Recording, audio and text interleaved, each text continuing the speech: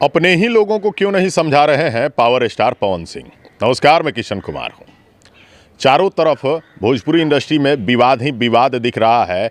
कुछ ही दिनों पहले खेसारी लाल यादव की बेटी पर गाना गाया गया, विवाद वहीं से शुरू हो गया। विवाद बढ़ते बढ़ते जातिवाद पे आ गया और कुछ लोग जातिवाद के गाने भी गा रहे थे, कुछ लोग एक दूसरे को अपशब्द भी बोल रहे थे।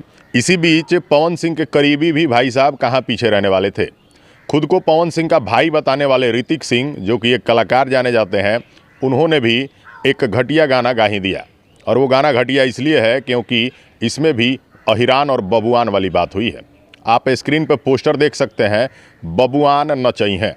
क्या यह जातिवाद नहीं है? अगर टुनटुन यादव ने जातिवाद गाया है, अगर टुनटुन यादव ने गलत गाया है, तो ऋतिक सिंह ने भी जरूर गलत गाया है। आप सब जानते हैं कि ना हम किसी का समर्थन करते हैं और ना ही किसी का विरोध।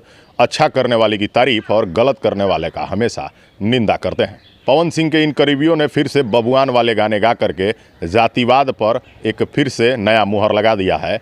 और लोग कहते नजर आ रहे हैं कि पवन सिंह अपने करीबियों को जानबूझ के मना नहीं करते हैं।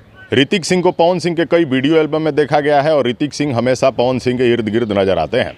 लोग कहते नजर आ रहे हैं कि पवन सिंह अपने ही लोगों को मना नहीं कर रहे हैं। पोस्टर पे बाकायदा पवन सिंह का फोटो भी लगा है, तो इससे क्या ही उम्मीद की जा सकती है। आपको क्या लगता है कि पवन सिंह जानबूझ के अपने लोगों को बढ़ावा देते हैं? पवन सिंह अपने लोगों की गलतियों पर पर्दा डाल देते हैं?